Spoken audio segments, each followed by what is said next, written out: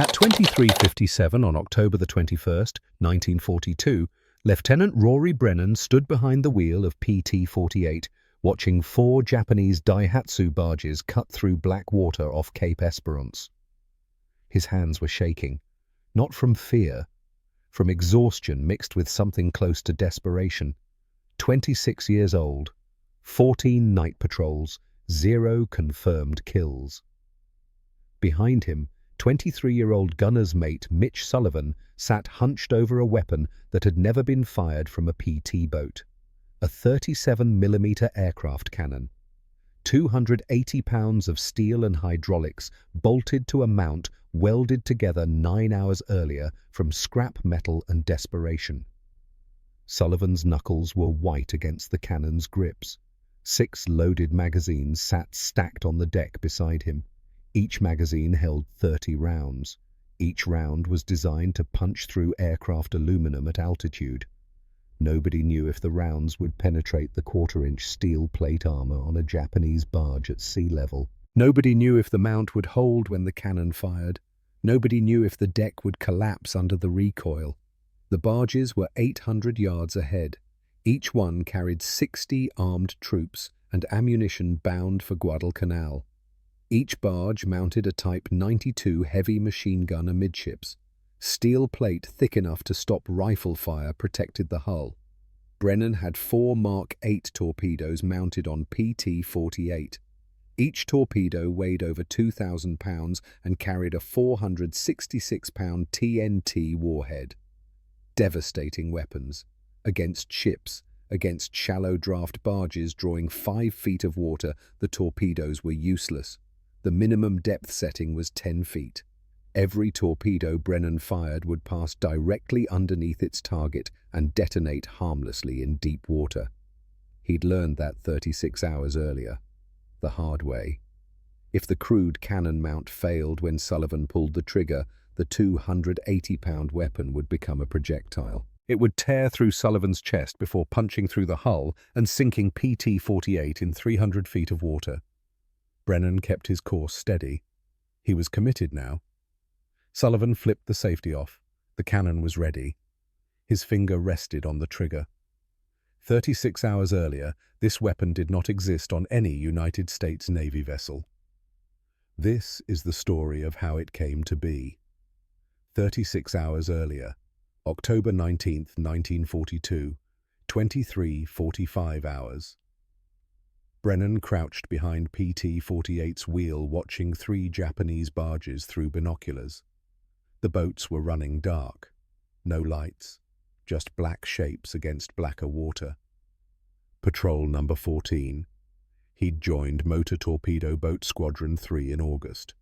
2 months, 28 nights at sea, not a single confirmed kill to his name. The squadron commander had stopped making eye contact during morning briefings. Through the binoculars, Brennan counted the shapes on the barge decks. Troops, at least 60 per barge. That was 180 Japanese soldiers who would reach Guadalcanal unless PT-48 stopped them. He gave the order. His crew brought PT-48 about. Full speed, 41 knots. The plywood hull shuddered as it came up on plane. At 1,000 yards, Brennan's torpedo officer called ready. At 800 yards, Brennan gave the order to fire.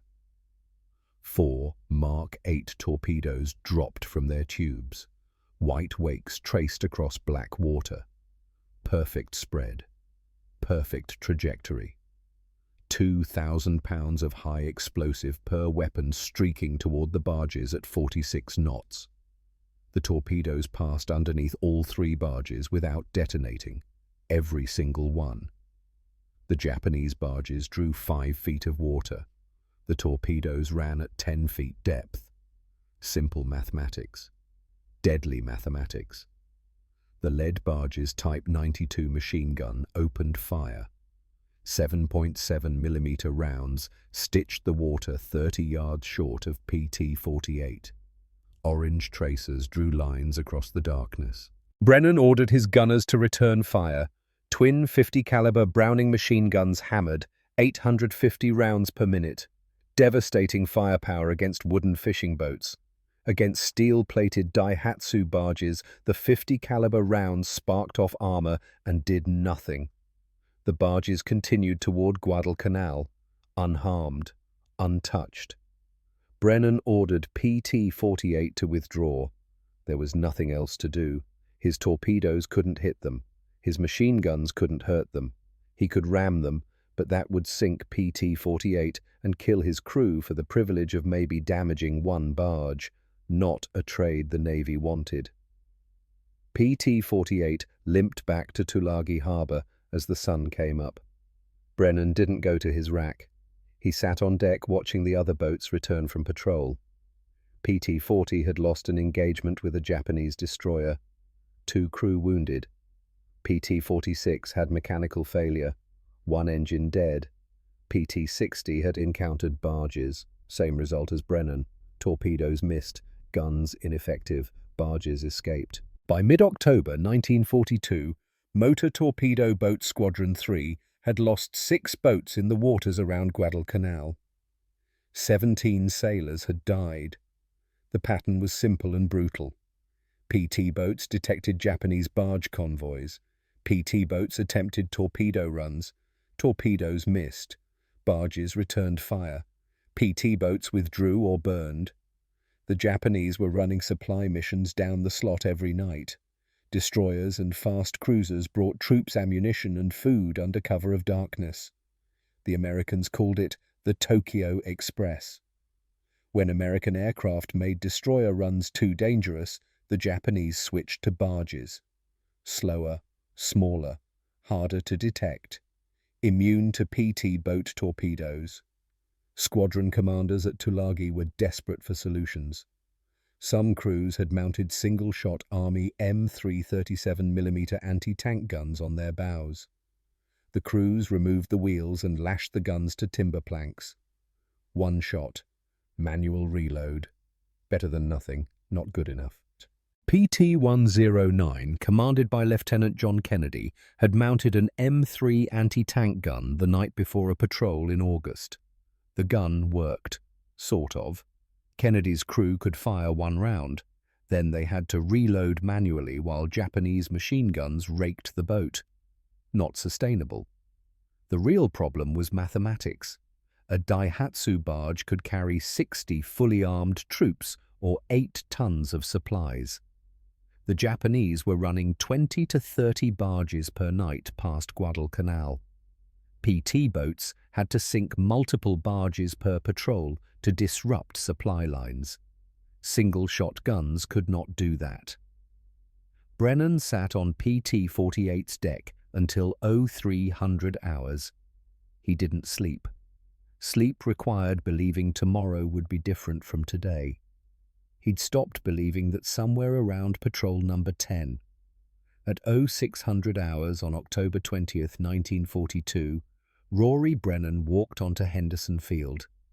He didn't have orders to be there. He didn't have a reason. He was 26 years old and operating on 30 minutes of sleep in 48 hours, and he couldn't sit on PT-48 for another minute, waiting for the sun to go down so he could go back out and fail again. Henderson Field sat 3 miles inland from Lunga Point. Marines had captured the airfield on August 7th.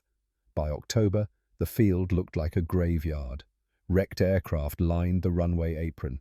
P-400 Airacobra fighters, F-4F Wildcats. Some had been shot down by Japanese bombing raids. Some had crashed on landing. Some had simply died from mechanical failure and tropical heat. 23 Bell P-39 Airacobra fighters sat in pieces around Henderson Field. The Airacobra was a strange aircraft. The engine sat behind the pilot. The propeller shaft ran under the cockpit. This unusual design created space in the nose for something remarkable. A 37mm Oldsmobile M4 automatic cannon firing through the propeller hub. Brennan stopped walking. He stood next to a P-39 with its nose buried in coral. The fuselage was crumpled. The wings were sheared off. The pilot had died 3 weeks earlier. Nobody had moved the wreck. The 37mm cannon protruded from the propeller hub like a steel finger pointing at the sky. Brennan knew the specs. Every Navy pilot knew the specs. The M4 cannon could fire 150 rounds per minute, 30 rounds per horseshoe-shaped magazine, muzzle velocity of 2,000 feet per second. The cannon was designed to destroy light armor and aircraft, high explosive rounds, armor-piercing rounds, devastating firepower. Brennan looked at the cannon. He looked back toward the harbor where PT-48 waited. He did the math. 150 rounds per minute, 30-round magazine, automatic fire, against steel-plated barges that laughed at 50-caliber machine guns. 3 mechanics from his crew were standing 50 yards away watching him. They'd followed him from Tulagi without asking why. Good crews did that. They knew what he was thinking. At 1400 hours that afternoon, Brennan approached Commander Alan Calvert, commanding officer of Motor Torpedo Boat Squadron 3. Calvert was 42 years old. He'd served in World War I as a destroyer officer. He had grey in his hair and permanent lines around his eyes from too many nights at sea and too many letters to write to families of dead sailors. Brennan found him in the operations tent, studying charts of the waters around Guadalcanal. Red marks indicated where PT boats had been lost. There were too many red marks. Brennan didn't salute. Calvert didn't look up. "I need permission to salvage cannons from the wrecked P-39s at Henderson Field, sir." Calvert's pencil stopped moving. He looked up slowly. "There is no procedure for that, Lieutenant. There is no procurement system. There are no official channels. There is no approval process for mounting aircraft weapons on naval vessels." "Yes, sir. The Bureau of Ordnance would have my head. The Bureau of Aeronautics would have the rest of me. There are regulations, there are specifications, there are technical requirements that must be met before any weapon system can be installed on a United States Navy vessel." "Yes, sir." Calvert set his pencil down. He leaned back in his chair.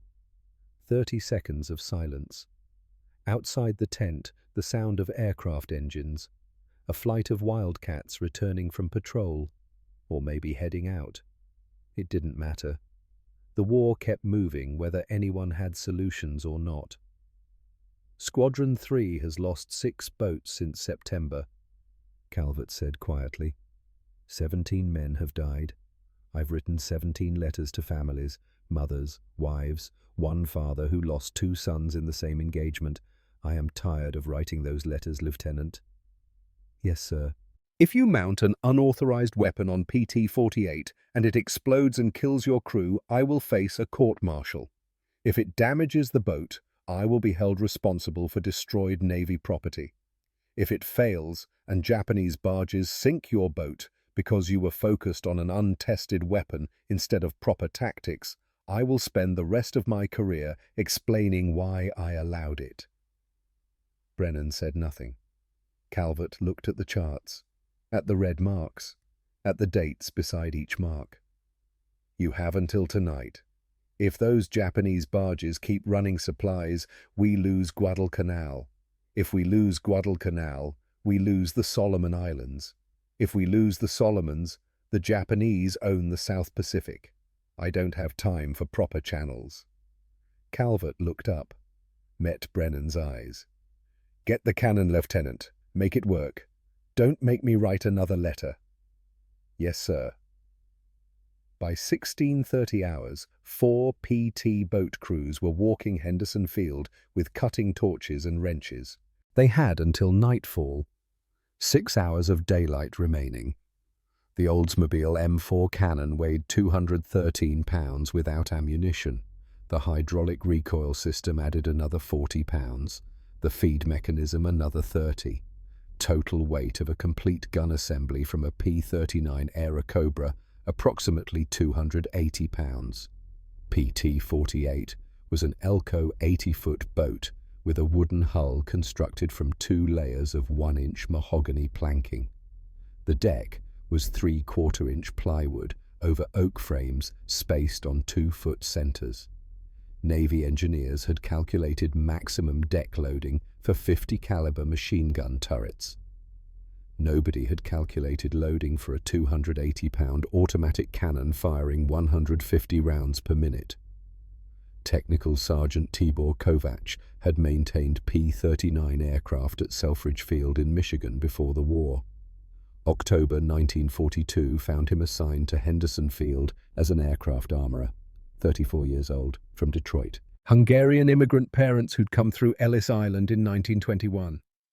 Kovac knew every bolt and hydraulic line in an Airacobra cannon assembly.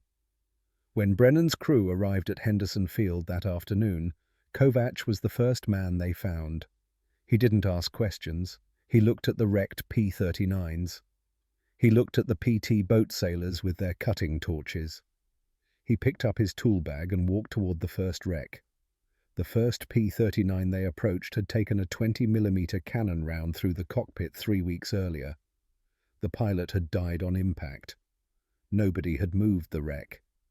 Japanese bombers hit Henderson almost daily. There were always more wrecks. The mechanics focused on aircraft that could be repaired. The total losses sat where they died. Kovac crawled into the nose section with a wrench set and a cutting torch. The M4 cannon was mounted to the aircraft's engine reduction gear housing with 8 high-tensile steel bolts. Each bolt required a 15/16" socket. Kovac had a 3/4" socket. "Close enough," he said, "in wartime." Removing the cannon required disconnecting the hydraulic recoil lines, the charging cable, the ammunition feed chute, and the firing solenoid wiring. Then cutting through the engine mount. Kovac estimated 2 hours per aircraft. They had 6 hours of daylight remaining. Brennan detailed 8 men to the job, 2 men per wreck, 4 cannons by nightfall if everything went perfectly. Nothing went perfectly. The second P-39 had been sitting in tropical heat for 11 days. Hydraulic fluid had congealed in the recoil system. The charging cable had corroded. When Kovac's team tried to remove the cannon, the mounting bolts had seized from heat expansion. They needed penetrating oil. Henderson Field had no penetrating oil. They used aviation gasoline and waited 20 minutes. The bolts came loose. Barely. By 17:30 hours, they had removed 3 complete M4 cannon assemblies from wrecked Airacobras. Each cannon lay on the coral beside Henderson Field's runway apron. Kovac inspected the mechanisms. The first cannon's hydraulic recoil cylinder showed a hairline crack. Unusable. If that cylinder failed under pressure, the cannon would tear itself apart. The second cannon's feed mechanism had a bent pawl, repairable with a file and 30 minutes of work. The third cannon was pristine. PT boats had no mounting points designed for aircraft cannons. The bow deck forward of the chart house was flat plywood over oak stringers. Brennan needed a pedestal mount that could absorb recoil forces, allow 360-degree rotation, and survive the flex of a planing hull hitting waves at 40 knots. Henderson Field's machine shop consisted of 1 lathe, 1 drill press, and a welding rig powered by a diesel generator. The shop had built engine mounts for damaged aircraft, repaired propeller hubs, fabricated brackets for radios and gun cameras. Now, they needed to build a naval gun mount. Chief Machinist's mate Donald Frey designed the mount in 40 minutes using a grease pencil on a sheet of aluminum. 38 years old, from Tacoma, Washington. Submarine service before the war. He'd welded pressure hull patches on fleet boats at 200 feet depth. He knew what happened when welds failed. The design was simple because it had to be. A steel base plate 12 inches in diameter, 4 bolt holes matching PT-48's deck framing, a vertical pipe section welded to the base, a rotating collar with bearing surfaces, a yoke to hold the cannon, all constructed from scrap steel salvaged from destroyed aircraft landing gear.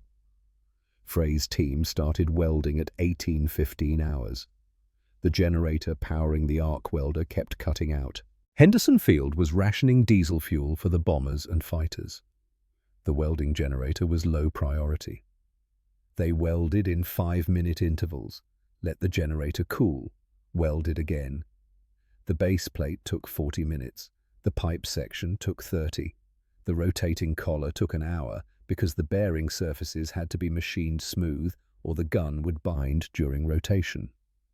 By 2100 hours, they had a crude pedestal mount. It looked like something built in a high school shop class. Welds were ugly, the paint was scorched. The rotating collar had 3 degrees of wobble, but it would hold a 280-pound cannon, and it would rotate. Probably. They loaded the cannon and mount onto a 6x6 truck. 3 sailors rode in the back holding the cannon to prevent it from bouncing on the rough road down to the dock. PT-48 waited at Tulagi across Iron Bottom Sound. The truck reached the dock at Lunga Point at 22:30 hours. A Higgins boat ferried the equipment across the water. Brennan was waiting on PT-48 when the cannon arrived. His crew had already measured the bow deck and marked 4 mounting points. The deck frames underneath were doubled oak, strong enough for a .50 caliber turret. Maybe strong enough for this. They would know when they fired the first shot, or when the mount ripped through the deck. Installing the base plate required drilling 4 holes through 3/4-inch plywood and 2 inches of oak framing. They had a hand crank drill, 30 minutes per hole, 2 hours total. By 01:30 on October 21st, the base plate was bolted down. They lifted the cannon onto the mount. The collar fit, the yoke held, the cannon elevated and depressed. It rotated, not smoothly, but it moved. Ammunition was a problem nobody had solved yet. The M4 cannon used a horseshoe-shaped magazine holding 30 rounds. The magazines were stored in the P-39's ammunition bay behind the cockpit. Each magazine weighed 40 pounds when loaded. PT-48 had no ammunition bay, no magazine storage, no quick reload system. They stacked 6 loaded magazines on the deck beside the gun mount. In combat, a loader would hand-feed magazines while the gunner fired. Crude, but functional, maybe. At 0200 hours on October the 21st, 1942, PT-48 had the first aircraft automatic cannon ever mounted on a United States Navy patrol torpedo boat. It had taken 9 hours from Henderson Field salvage to installation. The gun had not been test-fired. The mount had not been stress-tested. The crew had no training on the weapon. None of that mattered. Japanese barges were running supplies that night. Mitch Sullivan volunteered to operate the cannon, 23 years old, from Boston. Gunner's mate, second class. He'd fired .50 caliber Browning machine guns on 12 combat patrols. He had never fired an aircraft automatic cannon. Nobody on PT-48 had. Kovacs had provided basic instructions at the dock before the Higgins boat departed. Point, press trigger, change magazines when empty. The hydraulic recoil system will absorb most of the shock, probably. PT-48 departed Tulagi at 2200 hours on October 21st. Squadron 3 sent 4 boats on patrol that night. PT-40, PT-46, PT-48, and PT-60. Standard formation. 2 boats north of Savo Island. 2 boats patrolling the waters off Cape Esperance. Brennan commanded PT-48 with the untested 37mm cannon mounted on his bow. The night was overcast, no moon, visibility approximately 200 yards in ambient starlight. Sea state calm.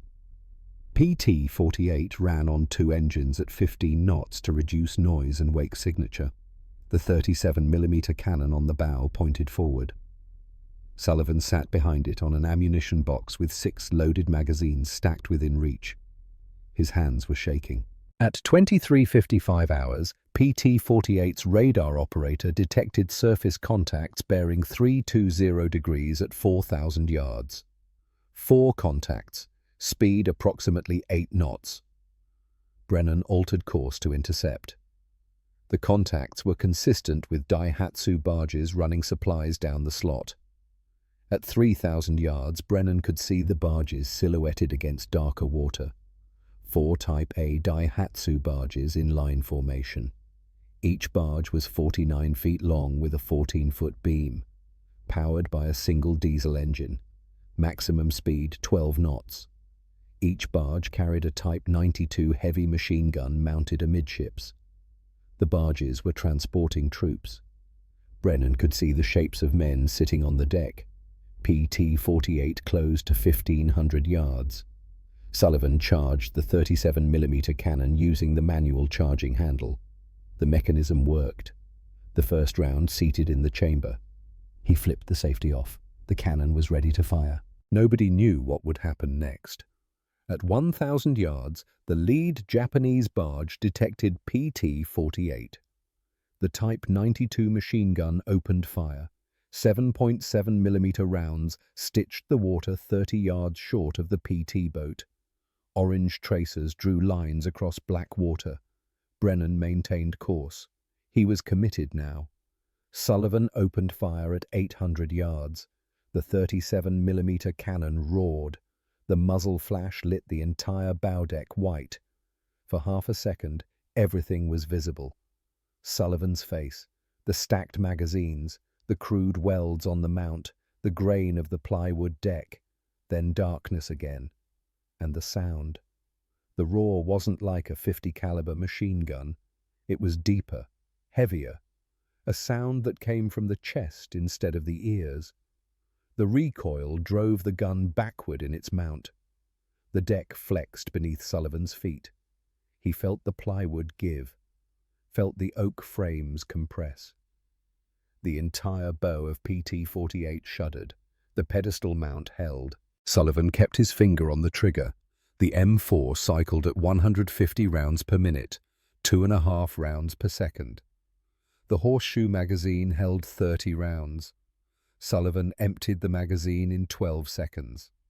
12 seconds of sustained fire. 12 seconds of muzzle flash and recoil and the smell of burnt powder. The high explosive rounds hit the lead barge along its waterline. Each round exploded on impact. The first 3 rounds punched through the 1/4-inch steel plate armor like it was cardboard. The 4th round detonated inside the troop compartment. Orange flame erupted from the center of the barge.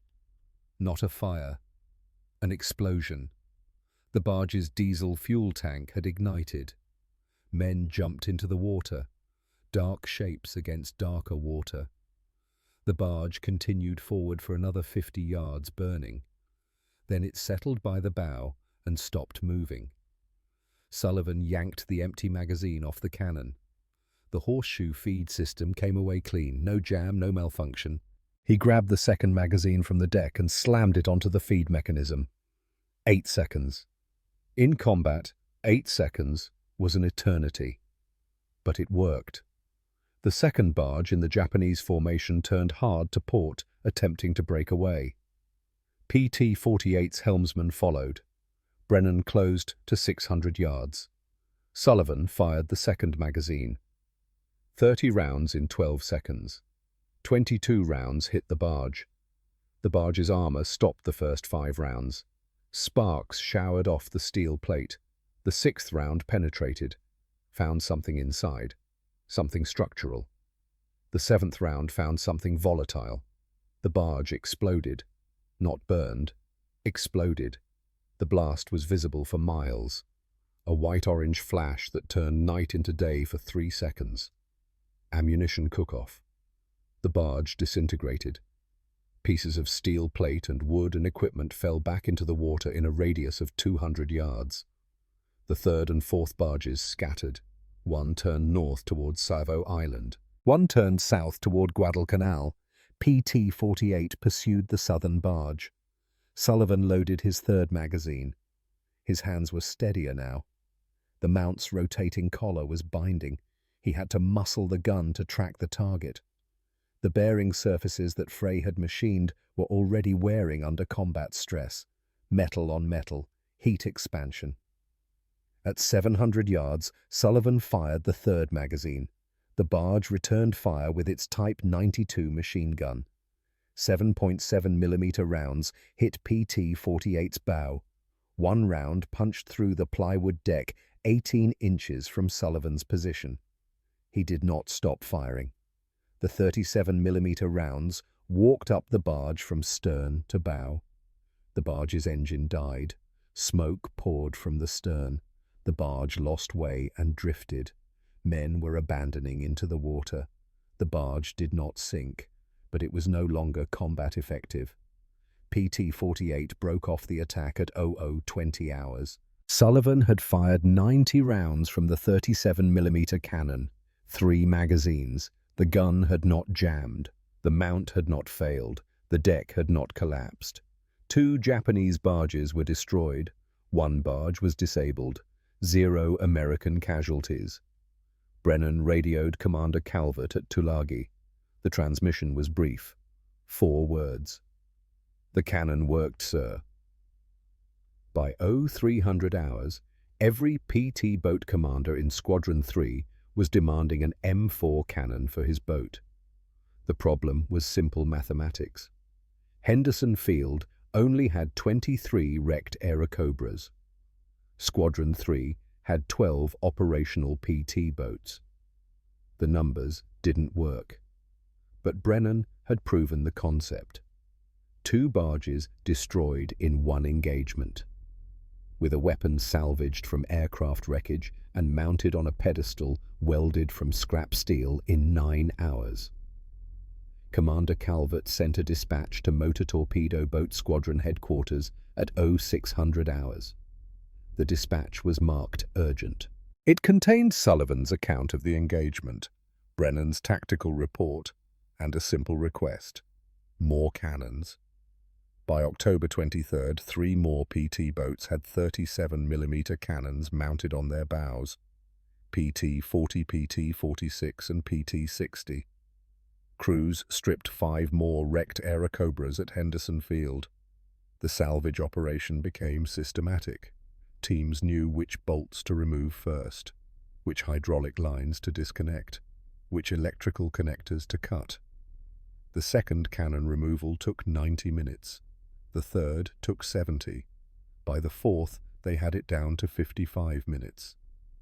Tibor Kovac moved between work sites like a surgeon between operating tables, checking tolerances, verifying hydraulic pressure, teaching PT boat mechanics how to maintain weapons designed for aircraft service.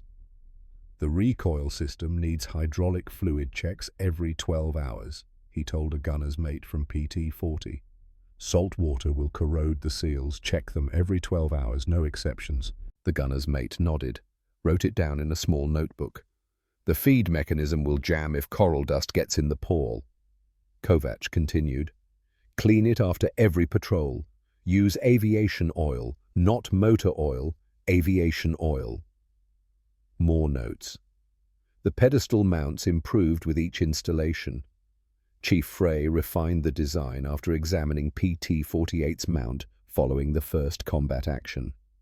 The rotating collar showed excessive wear. The bearing surfaces had scored from the gun's recoil forces. Metal shavings contaminated the rotation mechanism. Frey added bronze bushings, salvaged from damaged aircraft wheel assemblies. The bushings reduced friction, distributed the load. The second-generation mounts rotated smoothly under combat loading. Frey worked 18-hour days, welding, machining, installing, training other machinists to replicate his work. 38 years old and operating on coffee and adrenaline, and the knowledge that every mount he built might save a PT boat crew. Nobody thanked him. Nobody had time for thanks. The Japanese ran barges every night. The mounts had to be ready. By October 24th, PT-40 engaged 3 barges off Kimbo Bay. The boat's newly installed M4 cannon destroyed 2 barges in the first magazine. 30 rounds, 20 seconds of firing, both barges burning and sinking within 2 minutes. The third barge escaped in darkness, but radio intercepts suggested it took damage. limped back to its base, did not complete its supply run. Squadron 3 was learning that the 37mm cannon changed PT boat tactics fundamentally, before the cannon PT boats attempted to use torpedoes at long range, 800 to 1,000 yards. The torpedoes missed shallow draft barges. The PT boats withdrew. With the cannon, PT boats could close to 400 yards and destroy barges with direct fire. The closer range increased danger from Japanese return fire, but it eliminated the problem of torpedoes passing underneath targets. Risk versus effectiveness. The mathematics had changed. Japanese commanders noticed the change immediately. Radio intercepts from October 25th indicated Japanese barge crews were reporting PT boats with heavy cannon and explosive shells. One intercepted message used the phrase "demon boats with aircraft guns." Another message was more specific. American patrol craft mounting unknown weapon, high rate of fire, explosive projectiles, steel armor ineffective, request destroyer escort for all barge operations. The psychological impact was significant. Japanese barge crews had operated with relative impunity for weeks. PT boat torpedoes missed. PT boat machine guns bounced off armor. The barges delivered their cargo and returned safely. Now they were being destroyed before they could deliver supplies. Commander of Japanese barge operations in the Solomon Islands sent an urgent dispatch to Rabaul on October 26th. The message was intercepted and decoded by American intelligence. Enemy surface craft have developed new capability against barge traffic. Conventional weapons ineffective against steel hulls now penetrated by explosive rounds. Casualties mounting. Supply efficiency degraded. Recommend suspension of barge operations until countermeasures developed. The response from Rabaul was immediate and unambiguous. Supply operations will continue. Destroyer escort authorized for barge convoys. Troops on Guadalcanal require resupply. No suspension. So the barges kept running, and PT boats with 37mm cannons kept destroying them. By November 1st, 1942, 8 PT boats in Squadron 3 operated with salvaged 37mm cannons. Henderson Field had been stripped of every usable M4 cannon from wrecked P-39 aircraft. 21 cannons total had been removed. 17 were in service on PT boats. 4 were being held as spares for maintenance. The maintenance requirements were substantial. The M4 cannon was designed for aircraft service with extensive ground crew support between missions. Climate-controlled hangars, dedicated armorers, replacement parts readily available. PT boats operated for days at forward bases with minimal maintenance facilities. Canvas shelters, hand tools, no replacement parts except what could be salvaged or fabricated. Salt water corroded the hydraulic recoil systems. Tropical heat degraded rubber seals. Coral dust abraded the feed mechanisms. Gunners' mates learned to field strip and maintain the weapons with improvised tools. Kovacs established a training program, 3 days per man, 8 hours per day. Day 1. Complete disassembly and reassembly. Every component, every fastener, until the gunner's mate could do it blindfolded. Day 2. Malfunction diagnosis. Kovacs would sabotage a cannon, hide a problem. The gunner's mate had to find it and fix it. Day 3. Combat maintenance. How to clear a jam under fire. How to replace a damaged feed pal with the weapon still hot. How to keep the cannon operational when everything was breaking. Kovacs had spent 6 years maintaining P-39s. He'd seen every failure mode, every mechanical breakdown, every stress fracture. Now he was teaching sailors to maintain weapons in an environment the weapons were never designed for. 24-hour operations, no climate control, no proper tools. By mid-November, every PT boat with a cannon had at least one crew member who could maintain it. The training saved lives. PT-46 engaged 4 barges off Cape Esperance on November 8th. Third magazine. The feed mechanism jammed. Round caught between the pawl and the chamber. Under fire. Japanese Type 92 machine gun raking the deck. The gunner's mate knew what to do. Kovac had trained him. He released the charging handle, manually extracted the jammed round, cleared the chamber, closed the feed mechanism, recharged the weapon. 18 seconds. The cannon fired. The barge burned. The success of the field modification reached higher commands quickly. Commander Motor Torpedo Boat Squadron South Pacific reviewed after-action reports from Squadron 3. 8 patrols. 23 Japanese barges engaged. 14 barges destroyed. 6 barges damaged. 3 barges escaped. 0 PT boats lost in those actions.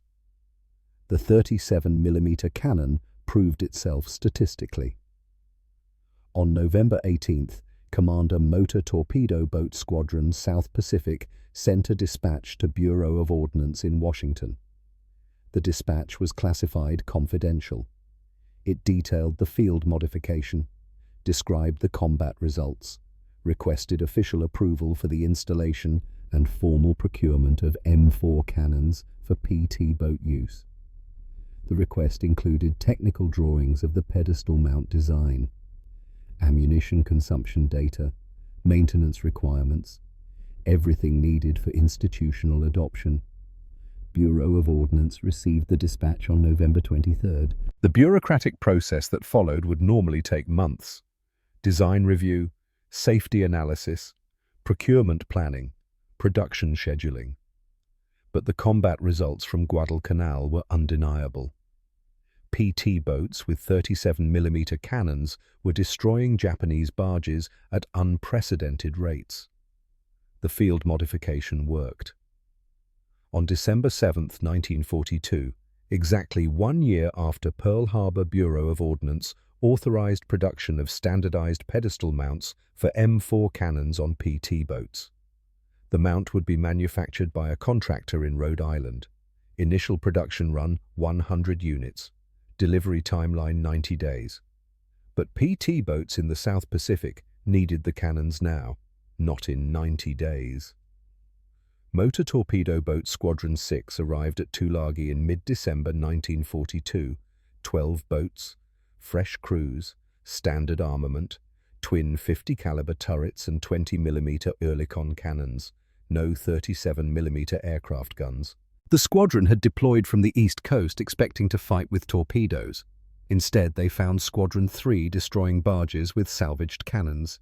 Squadron 6's commanding officer requested immediate cannon installation for his boats. The problem remained unchanged.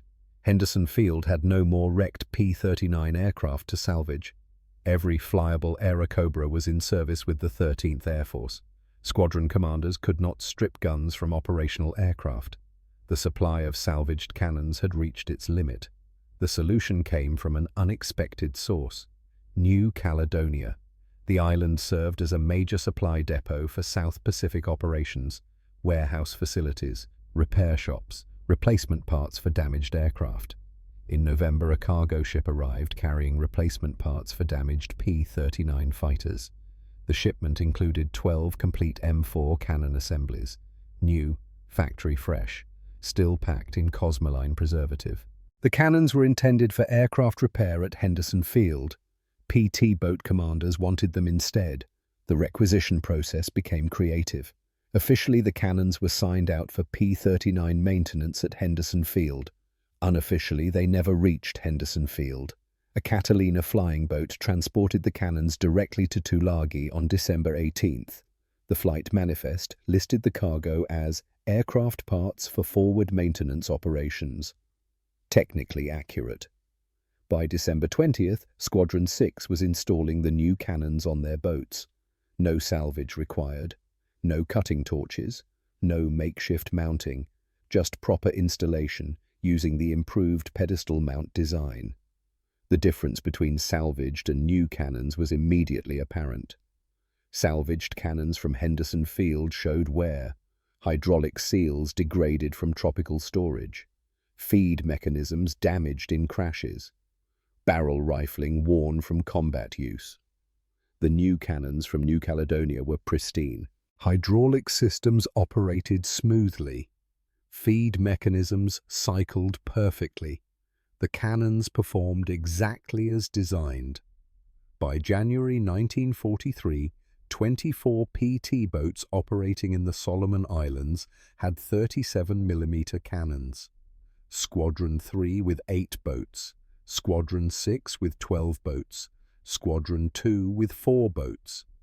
The barge-busting capability spread across the entire PT boat force in the South Pacific. Japanese supply operations faced systematic destruction.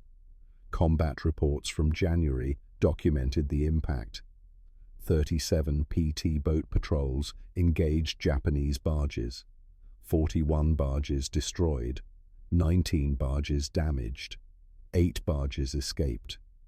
The 37mm cannon gave PT boats offensive capability they never had with torpedoes alone. More importantly, PT boat losses decreased.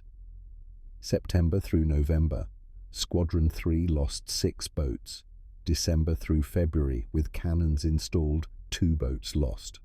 Neither loss was attributed to barge engagements. The tactical doctrine evolved rapidly. PT boats learned to attack barges in pairs. One boat would close to 400 yards and engage with the 37mm cannon. The second boat would provide suppressive fire with 50 caliber machine guns and stand by for torpedo shots if larger vessels appeared. The paired tactics maximized firepower while minimizing risk. Ammunition consumption became predictable. An average barge engagement required 2 to 3 magazines, 60 to 90 rounds. Complete destruction of a Daihatsu barge required approximately 40 to 50 hits, depending on where the rounds struck. Fuel tanks, engine compartments, troop areas. Each vulnerability produced different results. Crews learned to aim for specific target points to maximize effectiveness. The Japanese adapted their tactics in response. Barge convoys began traveling with destroyer escorts. The destroyers would engage PT boats at long range with 5-inch guns while the barges scattered. PT boats could not fight destroyers effectively. The 37mm cannon was devastating against barges. Against destroyers with 3-inch armor plate ineffective. The tactical balance shifted again. Squadron commanders requested heavier weapons, 40mm Bofors guns, 3-inch deck guns, anything that could engage destroyers, but those weapons weighed substantially more than the M4 cannon. Installation required major structural modifications to PT boat hulls. The modifications would take months and require boats to return to stateside shipyards, not practical during active combat operations. The compromise was improved ammunition. Bureau of Ordnance developed a new armor-piercing round for the 37mm cannon. The round used a tungsten carbide penetrator designed to defeat light armor at close range, not sufficient for destroyer armor, but effective against the armor on Japanese patrol boats and sub-chasers. The new rounds reached Tulagi in February 1943. Limited quantities, 60 rounds per boat, reserved for encounters with armored targets. Meanwhile, stateside production of standardized cannon mounts continued. The contractor in Rhode Island completed the first 50 mounts in February. The mounts shipped to the Pacific in March. By the time they arrived, PT boat crews in the Solomons had already fabricated and installed over 30 field-expedient mounts. The factory mounts were better engineered, stronger welds, precision machining, proper bearing surfaces. But they served the same function as the improvised mounts built in Henderson Field's machine shop months earlier. Motor torpedo boat Squadron 8 deployed to New Guinea in March 1943. The squadron operated along the northern coast supporting MacArthur's advance. Japanese forces used barges extensively to move troops between bases. The same tactical problem that existed at Guadalcanal. PT boats with torpedoes that could not hit shallow draft targets. Squadron 8 arrived equipped with 37mm cannons as standard armament, factory mounts, new M4 cannons, adequate ammunition supplies. The field modification from Guadalcanal had become official equipment. The New Guinea campaign validated the cannon's effectiveness in different conditions: narrower waters, more restricted maneuver space, heavier jungle canopy providing cover for barges. Squadron 8 destroyed over 60 Japanese barges in their first 3 months of operations. The cannon worked in New Guinea exactly as it worked in the Solomons: reliable, effective, deadly. Back at Tulagi Rory, Brennan continued commanding PT-48, 47 patrols between October 1942 and February 1943, 19 confirmed kills, 13 barges, 4 patrol boats, 2 sub-chasers. He was 26 years old and looked 40. Everyone in the squadron looked 40. Commander Calvert recommended Brennan for the Navy Cross in November. The citation specifically mentioned innovation and initiative in developing new weapons capability under combat conditions. The medal arrived in February. Brennan accepted it in a brief ceremony, shook Calvert's hand, went back to work. There were still barges running supplies every night. The war kept moving. By June 1943, the Bureau of Ordnance had authorized development of an improved cannon specifically for naval use. The 37mm M9, longer barrel, higher muzzle velocity, heavier construction to handle sustained fire. The M9 was designed from the start as a naval weapon, not an aircraft gun adapted for ships. The M9 cannon entered production in August 1943, manufactured by Colt's Patent Firearms Company in Hartford, Connecticut. The weapon weighed 405 pounds, nearly double the weight of the M4. The longer 78-inch barrel produced a muzzle velocity of 3,000 feet per second, 50% faster than the M4. The increased velocity meant flatter trajectory and better armor penetration.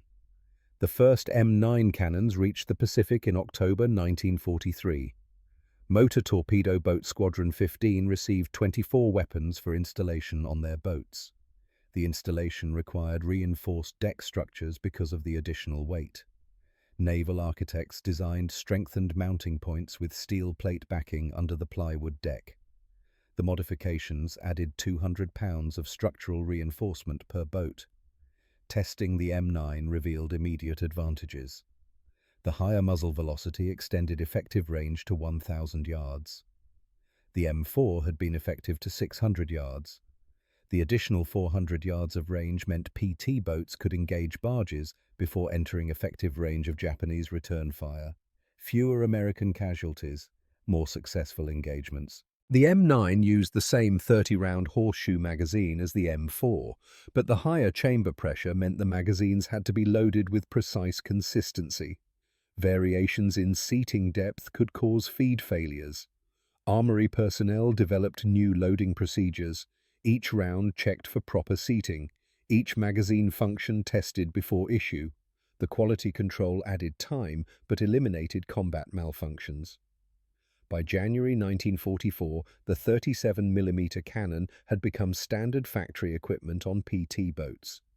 Elko Naval Division installed M9 cannons on boats during construction at their Bayonne, New Jersey facility.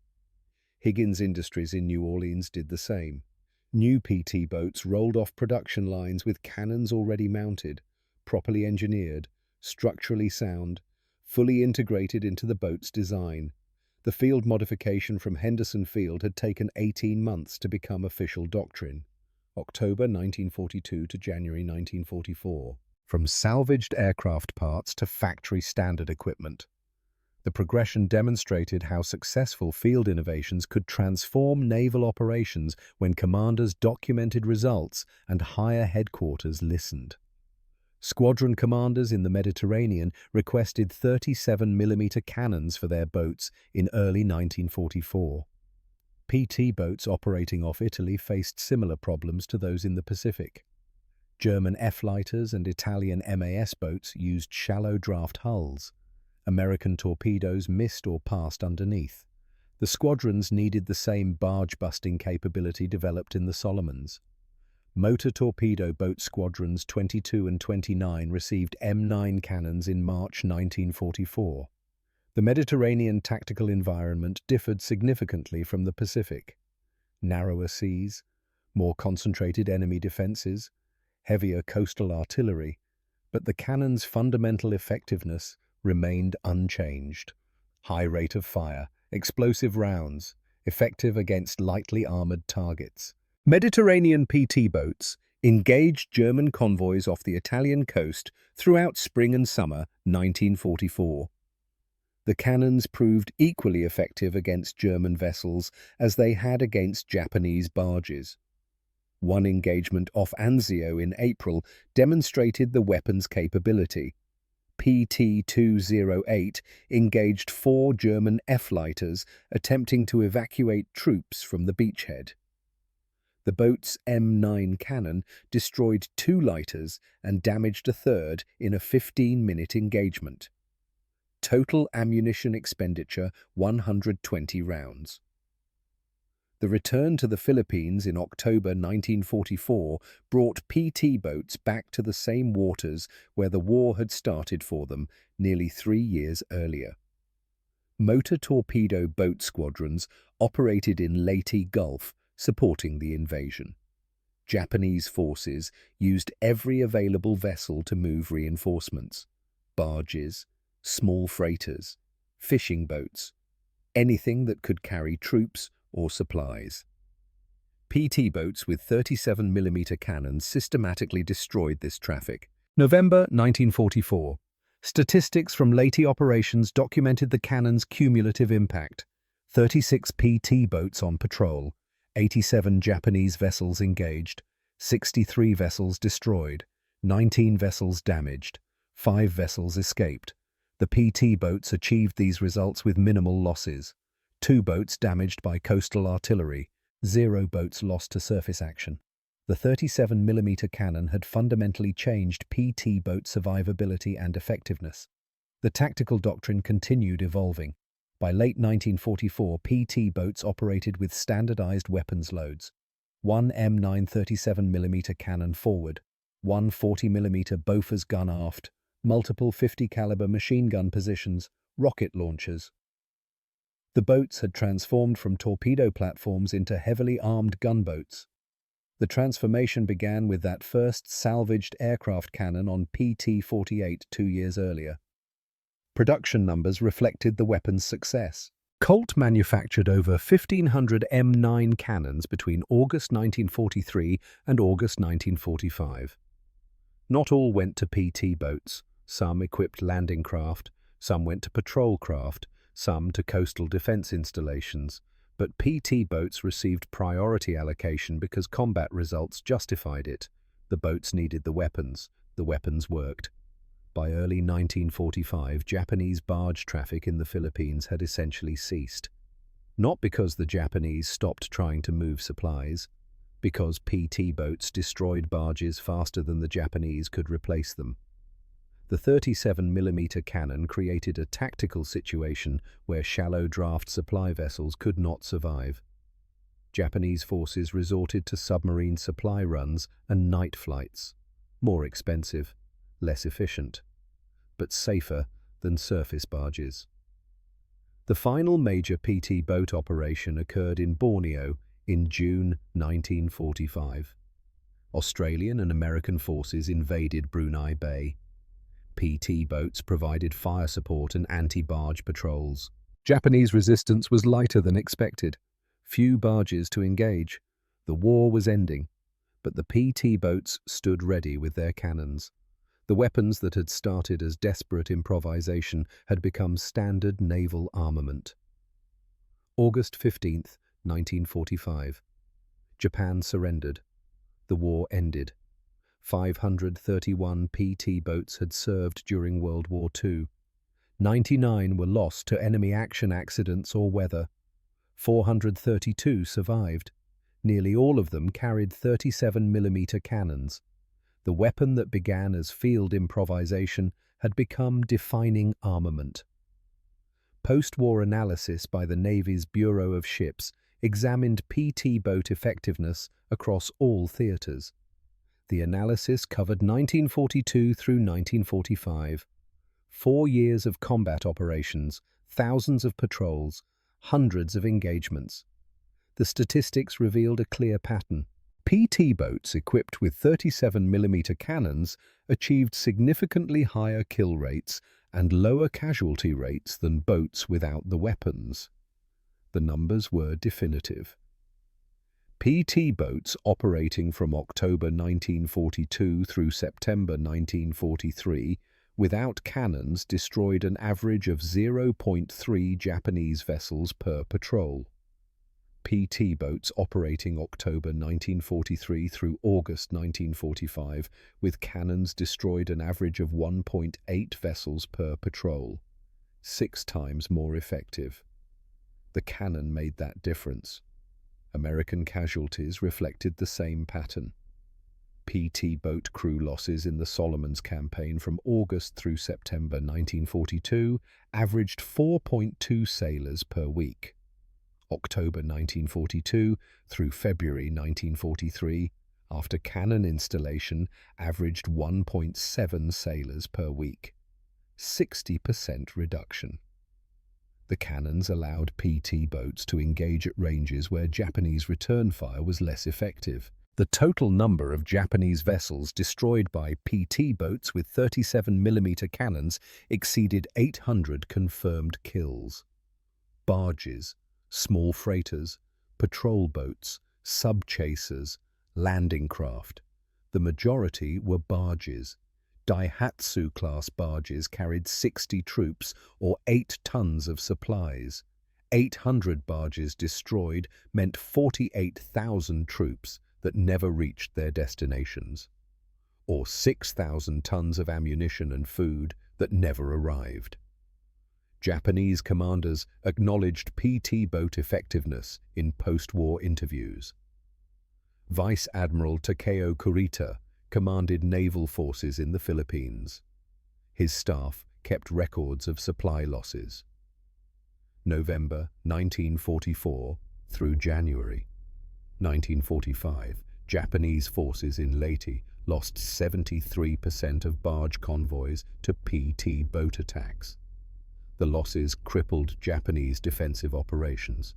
Troops on Leyte received 30% of planned supplies. The rest burned in barges destroyed by 37mm cannon fire. The tactical innovation spread beyond PT boats during the war. Landing craft began mounting 37mm cannons for fire support missions. LCY gunboats carried multiple M9 cannons. LCS support craft used them for anti-aircraft and surface fire. The weapon that PT boat crews salvaged from crashed fighters at Henderson Field became standard armament across dozens of small craft classes. Lieutenant Rory Brennan survived the war. He commanded PT-48 through the entire Solomons campaign. 15 months of combat operations, 47 patrols, 19 confirmed kills. He received the Navy Cross for actions in November 1942. The citation specifically mentioned the innovation of mounting aircraft cannons on PT boats. Brennan returned to civilian life in Philadelphia, worked as an electrical engineer, died in 1978 at age 62. He never spoke publicly about the cannon modification. Technical Sergeant Tibor Kovac transferred from Henderson Field to Tulagi and spent the remainder of the war maintaining PT boat cannons. He trained over 200 gunners' mates on M4 and M9 maintenance procedures. After the war, Kovacs remained in the Air Force, retired as a Master Sergeant in 1962. He kept detailed maintenance logs from his time at Tulagi. Those logs documented every cannon removed from wrecked aircraft, every modification made, every combat malfunction and repair. The logs survived. They reside in the National Archives. Chief Machinist's mate Donald Frey designed the original pedestal mount in Henderson Field's machine shop. His crude design became the basis for factory production mounts, manufactured 18 months later. Frey received no recognition for the innovation during the war. No medal, no commendation. He remained at Henderson Field until December 1943. Transferred to Pearl Harbor for submarine maintenance duty. After the war, he returned to Tacoma, Washington, worked at a shipyard, died in 1991 at age 73. Nobody knew what he had designed until historians found Kovach's logs in 2003. Gunner's mate second class Mitch Sullivan fired the first 37mm cannon shot in anger from a PT boat. October 21st, 1942. He survived that engagement and 42 more patrols. Sullivan transferred to PT 109 in January 1943 as gunnery instructor. He taught crews how to operate the salvaged cannons effectively. Sullivan received a Bronze Star for actions at Vella La Vella in August 1943. After the war, he worked for Boeing in Seattle. Died in 2006 at age 87. The final production M9 cannon left Colt's factory in Hartford on August 10, 1945, 5 days before Japan surrendered. The weapon never saw combat. It was assigned to PT-809 stationed at Samar in the Philippines. The boat was decommissioned in October 1945. The cannon was placed in storage at Subic Bay. Disposition unknown. Of the 531 PT boats that served during World War II, only 12 survive today. 8 are preserved as museum vessels. 4 remain in private ownership. Most of the survivors retain their 37mm cannon mounts. Some have operational M9 cannons. PT-617 at Battleship Cove in Fall River, Massachusetts, displays a functional M9 on its bow mount. The mount is the factory standard design developed from Frey's improvised pedestal at Henderson Field. 800 Japanese vessels destroyed by PT boats with 37mm cannons proved the concept. PT boats earned their reputation through innovations like the 37mm cannon. The boats themselves were not technologically sophisticated. Wooden hulls, gasoline engines, simple weapons. What made them effective was crew ingenuity, the willingness to adapt, to improvise, to take salvaged aircraft parts and make them work on boats. That spirit defined PT boat operations throughout the war.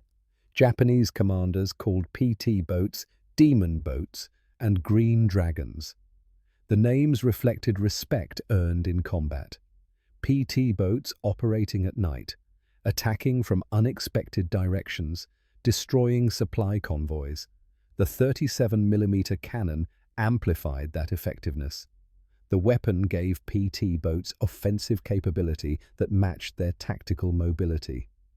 October 21st, 1942, 23:57. Rory Brennan stood behind the wheel of PT-48. Mitch Sullivan sat behind an untested cannon. 36 hours earlier, the weapon did not exist. 36 hours later, it changed the war. From Henderson Field to factory production lines. From desperate improvisation to standard naval doctrine. From 0 kills to 800 vessels destroyed. 18 months from salvage to legitimacy. Not because the bureaucracy moved fast, because the bureaucracy listened. The men who made it happen didn't ask for permission. They saw a problem. They saw a solution. They connected the two. Brennan, Sullivan, Kovach, Frey. 4 men among millions who served. 4 men who looked at wreckage and saw possibility. The 37mm cannon saved PT boat crews. It disrupted Japanese supply lines. It validated the concept that innovation doesn't wait for approval. Sometimes you just have to build it and see if it works. That night in October 1942, it worked. If this story moved you, hit that like button. Every like keeps these sailors from disappearing into silence. Subscribe for more forgotten stories from the war. Real people, real innovation, real impact. Drop a comment and tell us where you're watching from. United States, United Kingdom, Canada, Australia. Our community stretches across the world. You're not just a viewer, you're part of keeping these memories alive. Thank you for watching, and thank you for making sure Brennan, Sullivan, Frey and Kovacs don't fade away. These sailors turned crashed fighters into naval weapons. They didn't wait for orders. They didn't wait for approval. They just did what needed to be done. That's the story worth remembering.